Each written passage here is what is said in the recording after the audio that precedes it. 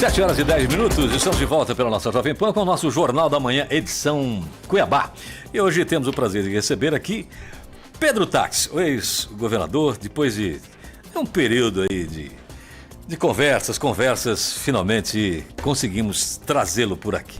Pedro, bom dia, seja bem-vindo. Bom dia, Paulo, é um prazer estar aqui, quero lhe cumprimentar o professor Vinícius, toda a rádio e o cidadão mato-grossense que está nos ouvindo. Muito obrigado pelo convite, eu estou à sua disposição. Olha, é evidente que tudo que aconteceu, depois de tudo que aconteceu,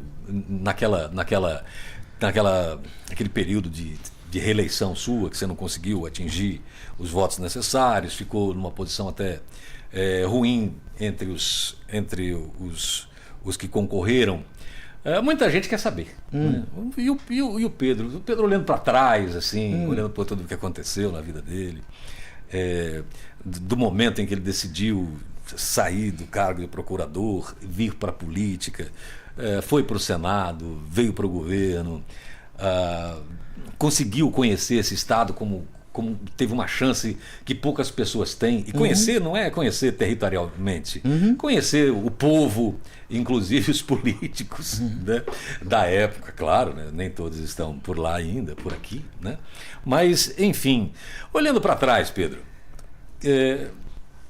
como é que você avalia essa experiência única de ter sido tudo que você foi, né, e ter tido essa oportunidade? Tá, muito obrigado por essa pergunta. E você foi meu amigo, né, professor Vinícius? Ele usou um eufemismo, né? Você não conseguiu, você viu? Ele está cercando o toco, né? Eu perdi a eleição, né? Na democracia, assim, alguns perdem, outros ganham. Eu perdi para o atual governador, isso faz parte do jogo democrático. Por que perdi? Porque eu não tive voto, né? Perdi porque ele teve mais voto. Isso faz parte da democracia, eu sou um democrata. Isso que nós temos que defender sempre no Brasil, a democracia, a Constituição. Se você olhar para trás, né, poucas pessoas se recordam disso, infelizmente a memória é curta, não tinha internet como tem hoje, né? Eu fui procurador da República aqui no estado. Antes eu fui procurador do estado de São Paulo, procurador da República, fiz ações importantes, saí da Procuradoria da República, não me aposentei, não me licenciei, eu me exonerei, deixei um salário de 40 mil por mês para ser senador da República, porque eu sou assim, Paulo e professor Vinícius, eu só faço o que eu gosto de fazer, o que eu sinto que eu esteja contribuindo. Fui senador, naquele momento difícil, né? Fui escolhido 4 vezes um dos 5 melhores senadores do Brasil, fui governador, não fiz um bom governo, o momento foi muito difícil, né? Um mandato difícil para todos os governadores do Brasil, muitos não foram reeleitos e eu não fui reeleito. Se você fala assim, olhando para trás, né? Quem olha para trás está olhando para o retrovisor, né? Eu olho para frente, aprendo com os erros, né? Mas acertos foram feitos. Um dia desses eu estava numa padaria, um cidadão perguntou assim, Pedro, mas você se arrepende de ter saído do Senado? Você foi um grande senador. Eu digo assim, a minha mãe me fala essa mesma pergunta e fala que eu não devia ter saído do Senado. Aí, se eu me arrependo, tanta coisa boa que eu fiz no governo que eu não me arrependo de ter sido governador de Mato Grosso. Mato Grosso teve, desde 1748, 55 governadores, agora 56. É algo que é muito importante. Eu fiz quase 100 mil cirurgias de catarata nesse estado, né? 100 mil pessoas saíram da escuridão da cegueira. Fizemos bastante coisa assim. Agora, o momento era difícil, né? E hoje é um outro momento histórico.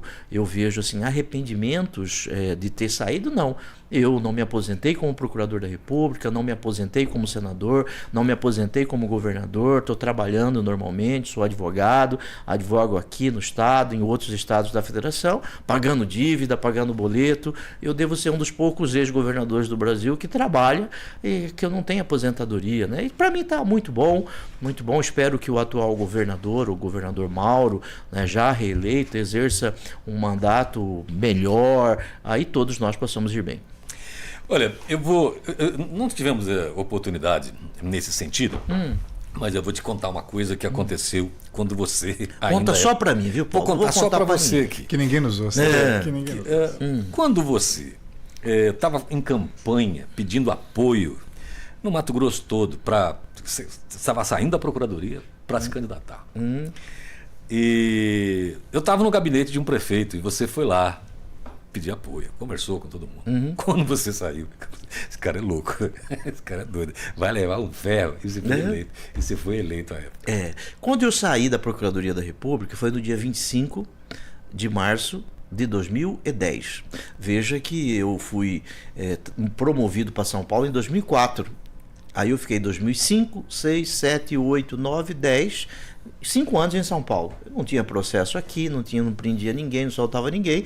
Cumpri meu período de quarentena em São Paulo. Dia 25 de março de 2010, eu saí do Ministério Público Federal, me exonerei, e no dia 1º de abril, dia da mentira, né, eu fiz, no dia 2 de abril, um dia depois, eu fiz meu primeiro evento político. Eu, o atual governador Mauro Mendes e o atual senador Mauro Carvalho, nós fomos numa cidade, né, Ponte Branca, né? Fomos em Ponte Branca, foi o meu primeiro discurso, né? Você vê, hoje os dois, um governador, um senador, e eu sou um jovem advogado, né? Você falou muito bem, né, do Senado, né? Parece que você foi bem mais feliz como senador. Estou falando pessoalmente aqui, me pareceu. Você foi mais feliz como senador do que como... Você sentiu melhor como senador do que como governador, olhando daqui, desse ponto. Tem intenção de voltar? E como os políticos dizem assim, o futuro a Deus pertence, né? Mas eu estou absolutamente tranquilo, bem no que eu estou fazendo, estou feliz neste momento da minha vida, né? Tá começando as pessoas a entenderem o momento histórico que o Brasil passou.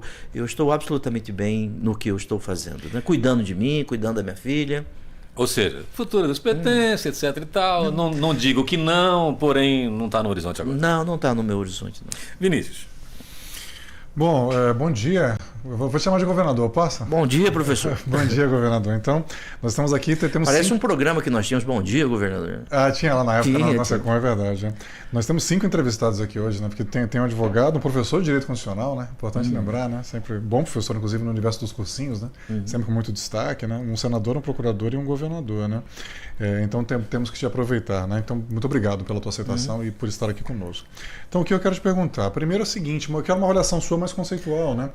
Sobre, assim, a dificuldade que os notáveis, especialmente os que vieram do meio jurídico, né, do Ministério Público, da comunidade jurídica, né, e tiveram na política, né? Todos estão tendo dificuldade, né? Você está, além do seu caso, né? A Selma também aqui em Mato Grosso, né? O próprio Deltan Dallagnol, né? Que teve agora, perdeu o mandato, o Sérgio Moro, que as pessoas dão como morto já, né? Politicamente lá em Brasília. A única exceção talvez seja o Flávio Dino, né? Que está ministro da Justiça, tem essa origem também.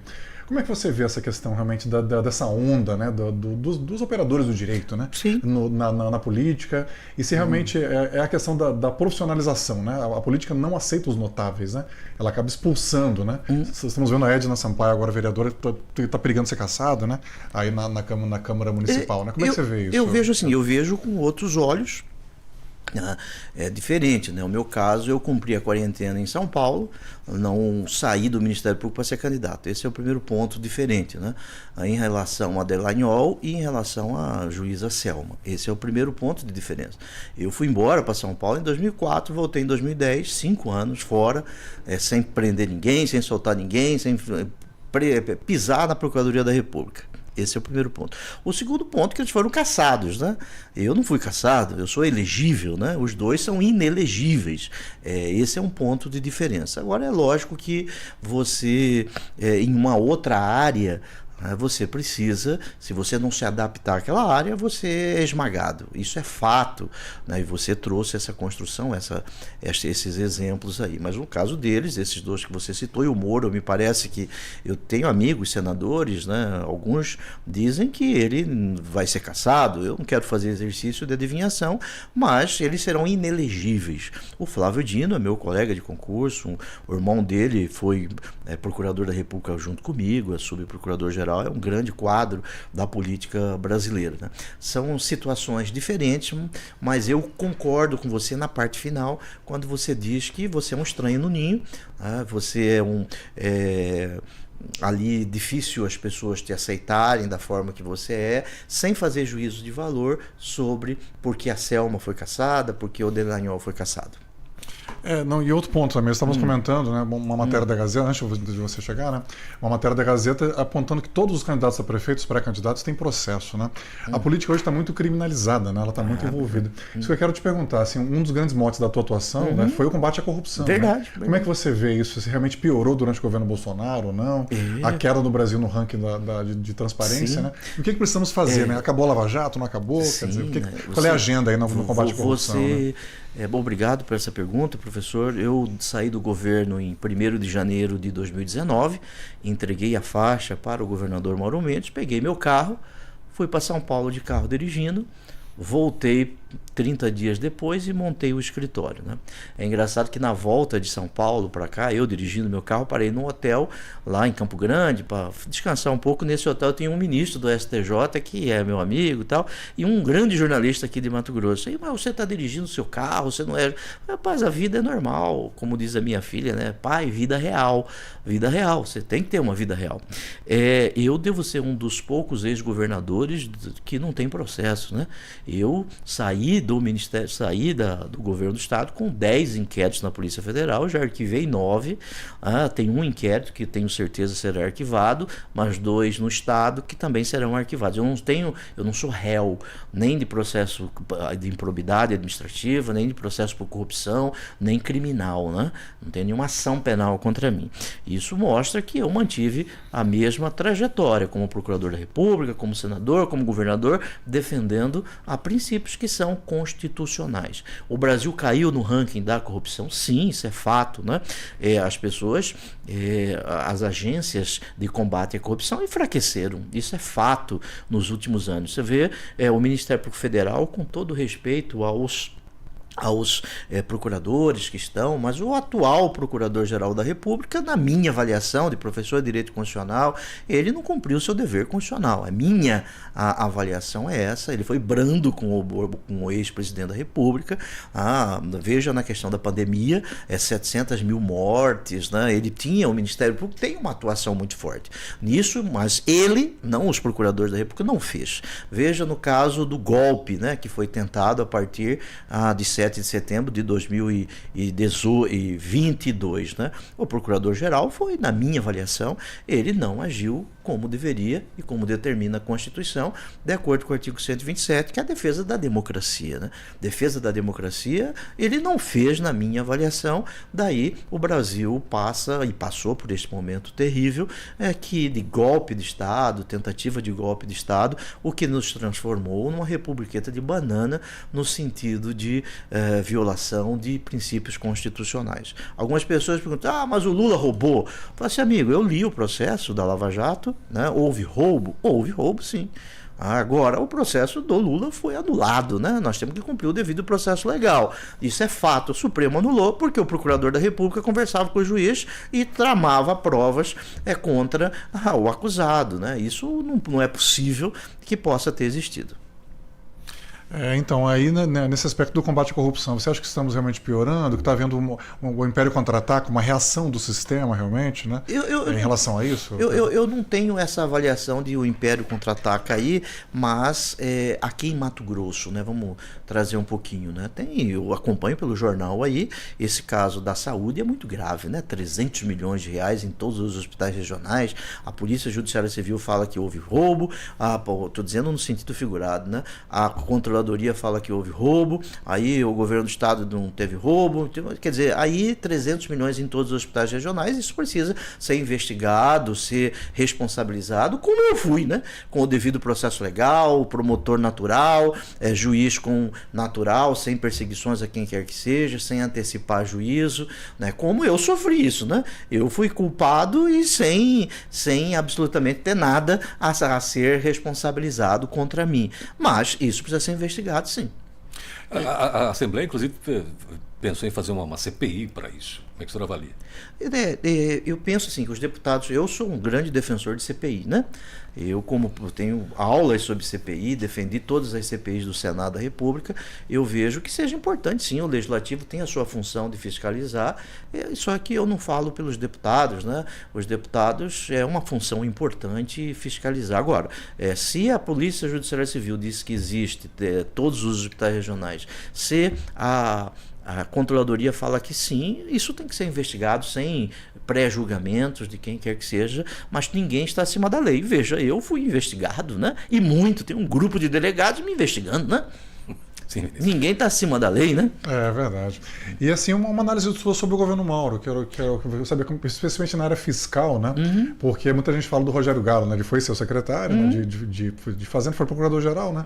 Depois foi secretário de Fazenda e ele continuou com o Mauro, né? E o que mudou, né, de uma gestão para outra? Como é que você avalia, especialmente nessa área fiscal? Sim, a Secretaria do Tesouro Nacional disse que Mato Grosso está bem do ponto de vista fiscal, né? Não me cabe, assim como ex-governador, dar nota para o governo Mauro. Ele já recebeu a nota do cidadão, ele foi reeleito governador do estado, né? O momento histórico tem que ser analisado de acordo com aquele momento, né? Os 4 anos do nosso governo, você tinha o impeachment da Dilma, a União não repassava dinheiro para os estados, não houve moratória da dívida dos estados para com o BNDES, para com a Copa, os financiamentos da Copa, diversamente do que ocorreu no primeiro mandato do governador Mauro Mendes. Isso é fato, né? Isso é fato. Houve um ajuste fiscal e teve um sucesso no ajuste fiscal, tanto que a Secretaria do Tesouro Nacional diz isso. Não serei eu que vá bater contra o que está nos números. Eu leio os números de tudo isso, né? Agora, nós temos que entender que a pandemia, ela reflete nas contas do Estado, por óbvio, né? Um primeiro ponto, imagina, Mato Grosso tem 700 escolas. Você ficar 2 anos sem gastar 100 milhões por ano com a energia das escolas, né? Porque as escolas estavam fechadas. Mato Grosso tem 700 escolas, quantos mil alunos? 600 mil alunos. Você não paga o transporte escolar destes alunos. Você não tem cirurgias eletivas, não foram realizadas na saúde, não só em Mato Grosso, mas no Brasil todo. Aí você vai acumulando, guardando dinheiro. É a mesma coisa, o senhor que está me ouvindo, você fica 2 anos sem pagar energia, 2 anos sem pagar o aluguel, todas as suas dívidas nas lojas passam para 3 anos para frente. Foi o que a União fez com os estados nesse momento terrível que foi a pandemia. Isso é um ponto que você vai juntando dinheiro, por óbvio, né? Esse é um ponto importante. A União renegociou as dívidas de todos os estados, né? Deu um gap, um espaço para não pagamento de dívidas e jogou para frente isso, sem contar os repasses que a União fez aos estados para buscar resolver a questão da pandemia. Isto é fato, isso ajuda nos números? Sim, ajuda nos números, mas eu não quero tirar, né, a responsabilidade fiscal que foi feita, e os números da Secretaria do Tesouro Nacional revelam isso, que Mato Grosso está bem colocado no ranking dentre os estados, no rating, né, o score do estado, dos estados da federação. Mas existem outros componentes que no nosso governo, por óbvio, não teve esse componente, né? Não, na sua avaliação, se não, retirando a pandemia do contexto, o governo Mauro Mendes não teria, pelo menos no primeiro mandato, se dado tão bem? Eu não sei, assim, eu estou analisando concretamente, né? O Estado, ele fez o ajuste fiscal, é fato, foi reconhecido pela Secretaria do Tesouro Nacional. Agora, eu não quero comparar momentos históricos diversos. Veja, durante o mandato que eu fui governador, que falam que o Estado estava quebrado, muitos empresários quebraram, né? No Brasil todo, inclusive o atual governador, ele passou por um momento difícil na sua empresa, que entrou em recuperação judicial, né? E ele consta que é um empresário competente, né? Bom, imagina, portanto, aquele momento foi um momento diferenciado. Tem um livro muito interessante chamado Valsa Brasileira, né, que é de uma economista, Laura, é o nome dessa economista, que ela traça, eu vou mandar para o professor Vinícius, traça aquele momento histórico sobre a diferença do dólar, dos commodities, importante, é muito interessante, mostra que foi um período escuro do ponto de vista econômico, mas isso não é desculpa para absolutamente nada, né? Nós não podemos comparar, a história tem que ser analisada de acordo com o seu momento histórico. Falamos aqui em processos. Sim, eu quero cumprimentar, né, o governador Mauro Mendes, que o Estado melhorou, está indo para frente. Isso é muito bom para todo mundo, né? Até para mim, que sou advogado, isso é bom, né? O cidadão mais simples, né? Avaliando a questão dos processos. Processos? Os processos que o senhor teve que responder. Até agora o senhor falou que tinha 9, caíram 9, né, dos que o senhor tinha. O último parece que foi a questão justamente das operações que lhe tornou elegível novamente. caiu esse processo. Exatamente. Foi o último. Exatamente. O da Grampolândia não terminou ainda. Sim, vamos falar dela. O que teve ali, Pedro, das alegações, existiu realmente esse fato? Houve lá uma salinha escura, onde as pessoas vigiavam. Escura não podia ser, né? Porque senão o cara não... Não, escura no sentido de não estar à vista de ninguém. E ali se vigiava as pessoas através dos telefonemas, etc. e tal. Eles foram grampeados com aquelas barrigas de aluguéis que foram muito faladas. A pessoa alega que fulano é traficante, por exemplo, e pede um grampo, o juiz não sabe quem que é. E, muito bem. Isso existiu, não existiu? O senhor sabia, não sabia? Qual o nível de envolvimento e do seu processo nesse sentido? Eu vou falar um pouquinho da caravana, se você me permite. Fica, não, pô, à vontade. Você fez referência a ela, né? A Caravana da Transformação, na minha avaliação, foi um grande programa, um grande projeto. Nós andamos o estado todo com processos de cirurgias de catarata e outros procedimentos médicos, e que começou em 2016. 16, fizemos 17, fizemos 18. Em 18, né, o atual governador, o PDT, do vice-governador, ajuizou uma ação, e esta ação resultou, eu fui condenado pelo TRE do estado de Mato Grosso quando eu estava em primeiro lugar para o Senado na eleição suplementar, né? A pesquisa Ibope, eu estava com 18 pontos. Muito bem, em primeiro lugar. Aí eu fui cassado, tornado inelegível. Isso eu mudei no Tribunal Superior Eleitoral, 7-0, né? Inclusive com o voto do Alexandre de Moraes, o parecer favorável do Ministério Federal, eu sou elegível. E na semana passada, o Tribunal de Contas do Estado de Mato Grosso, por unanimidade, decidiu que as contas da caravana são regulares. Não houve absolutamente nada, né? O projeto acabou, o programa acabou, né? O que ocorreu foi um momento lá que de 100 mil procedimentos, 3 alegaram que estavam com problema na visão, são recorrências e não eram nada a ver com a caravana, tal. Isso ficou superado, eu não tenho nenhum processo sobre isso, não sou réu, o Tribunal de Contas aprovou as contas, acabou. Houve uma busca e apreensão 15 dias antes das eleições. O GAECO dentro da Secretaria de Saúde, Luiz Soares, um grande mato-grossense, sério, decente, morreu uma semana antes dele morrer. Ele foi no meu escritório, nós fazemos a defesa dele, o Luiz Soares, desgostoso em razão desse processo, e não deu absolutamente nada, porque não tinha nada. Acabou o projeto. Grampolândia, que você está dizendo, né? É engraçado, se fosse outros ex-governadores que viessem aqui, você ia falar sobre corrupção, né? Corrupção. Comigo é Grampolândia, né? Essa foi uma grande falácia, né? Em relação à minha pessoa. Se você perguntar se houve grampo feito por policiais, houve, isso é fato, mas em relação, ligado a mim, 3 grampos, podia ter sido um que era grave, né? Mas foram 60 mil, como mentiram, né? Determinadas autoridades mentiram. No dia da eleição, às 16 horas, desde a semana anterior eu estava em primeiro lugar, 20 pontos na frente. O que eu ia mandar fazer grampo em 3 pessoas? Para que isso, né? Eu não sou denunciado, tem 10 anos isso, 9 anos. Que houve, porque está demonstrado. Agora as gravações não existem, né? Não existem isso. Janaína Riva foi grampeada, se isso saiu, a deputada, né? O próprio policial que fez a gravação falou que não tem nada a ver comigo, né? Foi o GAECO, né? Tá lá escrito no processo a fala dele, eles já receberam o perdão judicial. Eu sou favorável à delação, né? Absolutamente, é um grande instrumento, mas a delação, eu estudei delação na Itália, a União me mandou como procurador da República nos Estados Unidos, é muito importante. Só que no Brasil, num período histórico de 2016, 2020, virou uma palhaçada, né? A delação. O que significa? Eu acuso o ministro do Supremo, o presidente da República, e nada acontece porque não se prova nada. Veja no caso atual do Bolsonaro.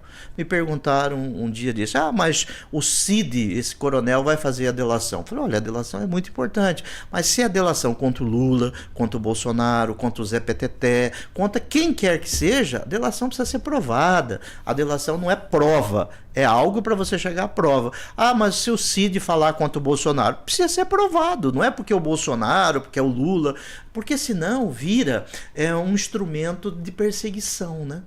de perseguição. Então, sobre a caravana e essa famosa Grampolândia, né, denominada aí por uma determinada autoridade, 60 mil, isso é mentira, não houve, não se comprovou absolutamente nada.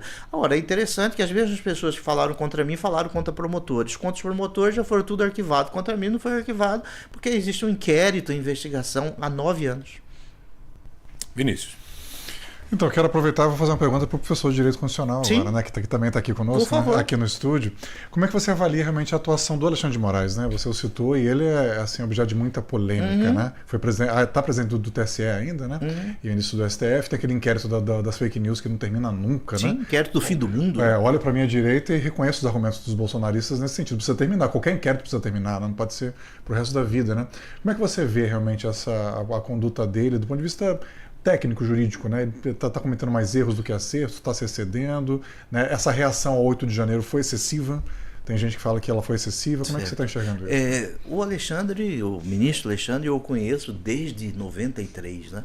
Nós fizemos um concurso juntos em São Paulo, que eu fiz faculdade em São Paulo. Conheço ele como promotor, eu como procurador da República, ele como secretário de Segurança do Alckmin, né? E eu como governador do estado, fazíamos reuniões, eu como senador, ele como secretário de Segurança. Eu conheço há bastante tempo, é uma pessoa séria, decente, é uma pessoa que importante para o Brasil neste momento perturbado da nossa ordem constitucional que tivemos. Isso é um fato, né?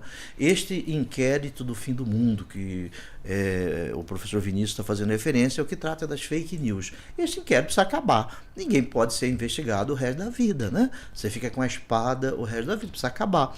E uma grande discussão que existe é se existiria conexão, ligação, né? Juridicamente conexão entre os atos antidemocráticos e este inquérito. O que houve dia 8 de janeiro, na minha avaliação, foi uma tentativa de golpe. Isso é fato. É fato, na minha avaliação, respeito posições contrárias, né? Você preparar bomba para jogar no aeroporto, né, véspera de Natal, isso é tentativa de golpe. Isso tem lei, é a antiga Lei de Segurança Nacional, hoje lei que trata de atentados à democracia. Se você está dizendo que foi muito duro o que foi feito, pessoas presas, na minha avaliação não foi. Ele cumpriu o que está escrito na lei, objetivamente isso, porque você não pode pregar a invadir o Supremo Tribunal Federal. A liberdade de expressão não é a liberdade de opressão, não é liberdade para cometer crimes. A liberdade de expressão tem limite, sim. Eu não posso fazer das redes sociais o que eu não faço fora das redes sociais. As redes sociais é um mundo paralelo que eu devo obedecer às regras que estão fora desse mundo paralelo chamado redes sociais. Existem muitos revolucionários de redes sociais, muito Che Guevara de Instagram, né? Se a pessoa entende que não está certo, vai lá e faça então, né? Vai lá e faça. As pessoas estão presas cumprindo o devido processo legal. Agora, este inquérito deve acabar e deve se demonstrar a conexão entre esses atos, sob pena de ocorrer o que ocorreu com a Lava Jato, né? Ocorria um crime lá em Roraima, jogava para Curitiba porque tem a ligação com a Petrobras. Tudo anulado, né? O cidadão que não tem assim o conhecimento jurídico, ele pode fazer críticas e deve fazer críticas na democracia, mas as regras precisam ser cumpridas. Não, e em relação às fake news, né? Porque é uma atuação muito polêmica do Alexandre de Moraes e do TSE, né? Foi na regulação de fake news, sim, na inexistência de legislação. Agora sim, que o Congresso está votando no projeto de lei das fake news, né? É muito interessante. Desde a década de 60, o Código Eleitoral, ele estabelece que o Tribunal Regional Eleitoral, a Justiça Eleitoral, melhor dizendo, não só o Tribunal Regional Eleitoral, mas o Tribunal Superior Eleitoral, a Justiça Eleitoral tem poder de normatizar as eleições através de resolução. Isso não é de agora. O Código Eleitoral, ele nasce, a Justiça Eleitoral, em 1932, mas desde 65, a Justiça Eleitoral possui esse poder de normatizar através de resoluções, né? A Justiça Eleitoral, ela não pode ser desrespeitada. Você não pode querer acabar com o Supremo Tribunal Federal. Você não pode encontrar juiz na rua que te condenou por alguma forma e querer bater nesse juiz. Você não pode fazer isso. Como tentaram fazer com Alexandre de Moraes, com a família dele em Portugal. Você precisa respeitar as decisões judiciais. Existe decisão judicial que eu não concordo? Eu, Pedro Taques, como advogado, como cidadão, sim, muitas decisões eu não concordo. Mas não é por isso que eu vou querer bater no juiz. que eu vou querer ofender a família do juiz. Eu vou recorrer dentro do devido processo legal. Ótimo. E assim, voltando um pouquinho mais para Mato Grosso também, Pedro, assim, claro, com esse olhar histórico que você trouxe, tendo as informações daquele momento, que é importante, né? Não olhando de hoje, né? Historicizando, né? Você faria alguma coisa diferente do que você fez como governador? Isso eu faria, eu não confiaria em determinadas pessoas, né? Um dia desses, uma pessoa falou: Pedro, eu queria saber como vive o ex-governador. É normal, eu vivo absolutamente normal. Eu cometi erros políticos, erros estratégicos, isso é absolutamente normal, mas eu estou muito feliz com o que eu fiz, com o que eu estou fazendo, não cometi nenhum ato ilícito, está aí a demonstração. Eu estou há 5 anos fora do governo, né? 5 anos fora do governo. Se você levantar aí quantos ex-governadores tiveram processo de corrupção ou tem processo de corrupção, não tem, estamos rodando aqui, caímos na Grampolândia, que eu não fui denunciado, né? Eu fui denunciado por um caso de denunciação, eu fiz uma representação contra um promotor de justiça, e aí me denunciaram, o juiz não recebeu a denúncia até hoje, eu não sou réu, né? Então eu estou muito tranquilo com isso, não tenho vergonha do que eu fiz. Você falou em não ter confiado em algumas pessoas. Você se sentiu muito... Porque traição faz parte da política, né? Política vive disso às vezes, né? As pessoas concordam com isso, mas que traição até é necessária. Mas o traidor nunca é perdoado. Você sentiu a traição que te fizeram, já que você não confiou? Foi grave assim a ponto de traumatizar? Aquele filósofo chamado Falcão, aquele cantor, ele diz que chifre é igual dentadura, né? Você acostuma na primeira semana, né? Um dia desses eu vi umas autoridades falando que fulano traiu ciclano, não sei o quê. Isso, eu não traí meus princípios, eu cumpri minhas palavras, né? Fiz isso. Um dia desses eu estava abastecendo o carro no posto de gasolina com etanol, né? Que eu abasteço com etanol porque Mato Grosso, em razão de um projeto que nós criamos, valorizou a indústria de etanol de milho que não tinha, e hoje Mato Grosso é um dos grandes produtores de etanol, graças a um projeto que nós, no nosso governo, criamos. Isso é fato. Aí veio a Empasa, FS, a partir de um projeto nosso, por isso eu abasteço com etanol, né? Muito bem, eu parei aí um cidadão do carro do lado: ô governador, tudo bem? Eu gosto muito do senhor, governador, mas eu não votei no senhor na última eleição. Mas por que o senhor não votou? Falei: porque o senhor eu tinha uma empresa que reformava uma escola, infelizmente o senhor não pagou, aí não pagou. Falei: mas não fui eu, não tenho dinheiro para pagar, né? O governo não pagou. É esse tipo de coisa que eu encontro na rua, né? Eu vejo assim que as pessoas, onde eu vou, as pessoas param, tiram fotografia, isso, é muito legal isso. As pessoas têm essa percepção, né? Sobre traição. Traição. Não causou trauma, não? Não, nem trauma, né? Eu acho assim que as pessoas que traíram que deve ter esse trauma. O senhor fala com o Zeca Viana ainda, não? Faz tempo que eu não falo com o Zeca Viana, mas não tenho nada contra o Zeca, um abraço, Zeca. Não, eu tô falando lembrei do Zeca aqui. Ele tá tocando a vida dele lá. Não é nem caso de traição, só para deixar claro para os ouvintes, não foi isso. Não. Foi uma briga bem lá no começo. Sim. O Zeca trabalhou na sua pré-campanha muito. Muito, o Zeca, né? Sim, é um grande político, né? E no primeiro mês já deu problema. No Exatamente. primeiro mês de governo já deu problema. Eu lembro porque eu era repórter na época. Um chegava numa ponta, o outro ia lá para o outro lado. No caso ele, né? Que o senhor era o governador, era a autoridade que todo mundo estava aguardando. Esse pode ter sido um erro no sentido de assim, eu não aceito determinadas coisas, né? Toco minha vida assim. E quem gostar, bem. Quem não gostar, amém, né? Eu não estou mais na idade de falar: o Petac vai mudar, né? Mudar só se mudar pro cemitério da Piedade agora, porque nessa idade que eu estou não tem mais como mudar, né? A gente estava falando aqui antes do senhor chegar, e é evidente que não era sobre esse assunto. Vocês estavam falando mal de mim aqui. Não era sobre o senhor, de maneira nenhuma. Estamos falando assim que a sociedade é muito vingativa. A gente estava falando aí dessa questão de aumento de penas. As pessoas querem ver os outros cumprindo pena até o último mês, né? Daquilo que reza a pena, da pena máxima que pode ser atribuída a alguns crimes. Que a comunidade, a nossa comunidade, ela é vingativa.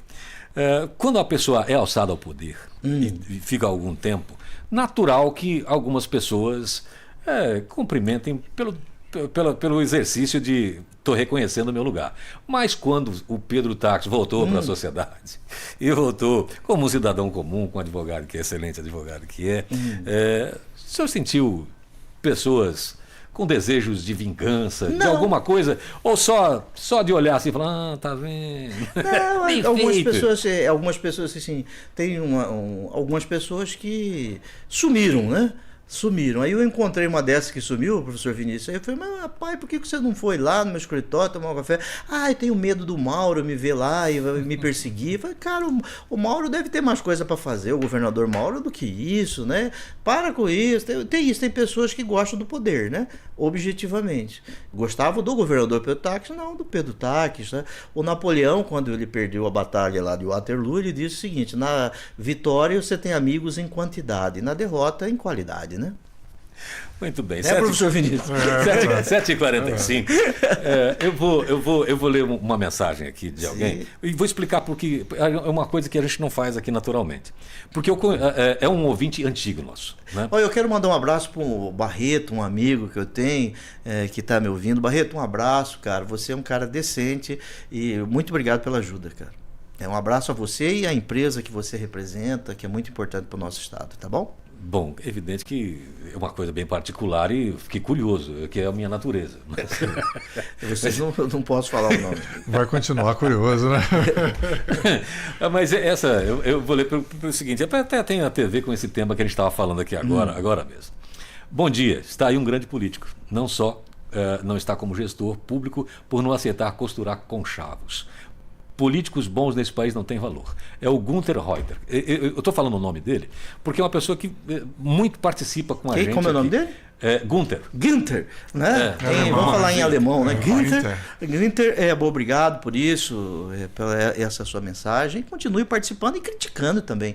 Infelizmente, nós estamos no Brasil num momento de esgarçamento.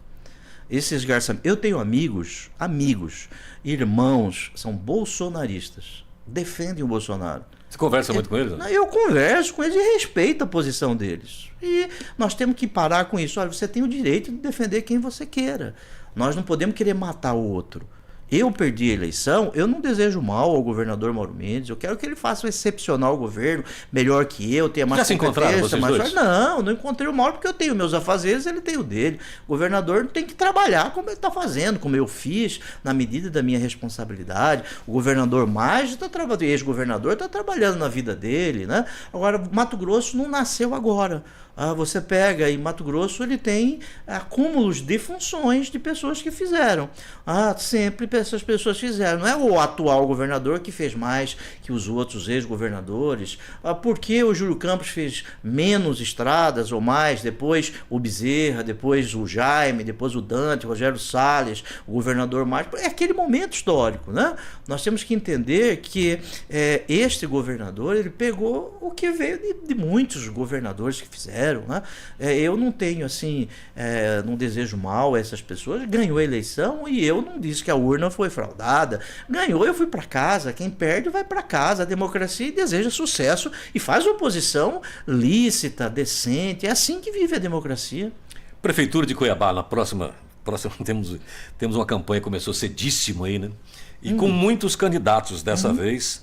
E como é que você está avaliando essa pré-campanha já em ebulição aí, 2 candidatos num partido só? Quais 2 do partido só? O Fábio Garcia e o Botelho. O Fábio, realmente, eu estou assim... Lúdio Rosaneide também, né? A Rosaneide foi a mais votada, né, no estado, 120 mil votos, né, mais ou menos como o Dante de Oliveira, um grande governador, Dante de Oliveira, que foi o mais votado e não foi eleito em razão do quociente eleitoral, né? Este é um fato. Essa eleição vai ser também polarizada, né? Eu conheço todos os pré-candidatos aí, conheço todos e vai ser uma eleição difícil, né? Eu estou fora dessa eleição, eu estou trabalhando no escritório, quero pagar minhas dívidas de campanha ainda. Lúdio ou Rosaneide? O Lúdio é um grande parlamentar. A Rosaneide eu não tenho muito contato com ela, mas na educação ela tem um trabalho muito forte na educação. Os Cefetes, antigos Cefetes do Estado, né? Ela, e hoje institutos federais, ela trabalhou muito por esses institutos federais. Tem a sua contribuição na política mato-grossense. Sim. Fábio Garcia ou... Eu vejo assim que, infelizmente, né, eu gosto do Fabinho, conheço o Fabinho, começou comigo, mas esse assim, apadrinhamento do governador, ele precisa ter um pouco mais da cara dele, né? A cara é ele que é o candidato, não é o governador, né? Olha que eu já fui governador, já fui candidato, né? O Botelho tá mais nos bairros, né? Eu vou jogar sinuca em bairro e tal, com isso. O Botelho tá em todos os lugares, viu? Abílio Brunini. Abílio trabalhou comigo na Secretaria de Cidades, né? Ele foi lá da Secretaria de Cidades, né? Agora, essa atuação do Abílio no Congresso Nacional, na Câmara, esse tipo de atuação de respeitar as pessoas, na minha avaliação, não é a que Mato Grosso merece. Bom, 7h50. É a minha avaliação, eu conheço o Abílio. Claro. Aliás, o Abílio, na campanha de 2010 e 2014, ele me ajudou. Era muito amigo do vô do Abílio, né? O pastor Sebastião. Muito bem, 7h50, encerrar aqui. Eu quero agradecer bastante você, Pedro, por ter aceitado. Acho que nos últimos 5 anos, uma entrevista de rádio, acho que essa é a primeira. É a primeira. É a primeira. Obrigado pela confiança e por ter aceitado o convite. Prazer em revê-lo. Tá bom. Prazer, muito obrigado. E o professor, eu pensei que o professor fosse assim, nós caminharmos mais na questão econômica, né, que eu sou um fã do professor Vinícius, ele conhece sobre gestão, economia, é muito importante. E você, parabéns pelo seu trabalho. E rádio, eu gosto muito de rádio. Né? Rádio, assim. O Wilson Santos virou apresentador. O Wilson, um abraço, Wilson. O Wilson está fazendo um grande mandato. E nos ouve, né? bastante, sabia? Um abraço, Wilson Santos, e um abraço para o Botelho, né? Botelho, ele nasceu em vários municípios de Mato Grosso, né? Onde eu ia com o Botelho, Você fala isso que você afirmou. Nasceu em Poconé, mas Botelho é cuiabano, é um grande cuiabano. Já disse isso várias vezes aqui. O Pedro Tax fala que o Botelho nasceu na Baixada Cuiabana inteira. Um abraço, Botelho. Muito obrigado, Pedro. E o Papo de Economia, já o gancho para a próxima visita sua aqui. Eu vou mandar para o professor esse livro aí, a foto do livro. Da Laura. Eu nunca li, mas já soube.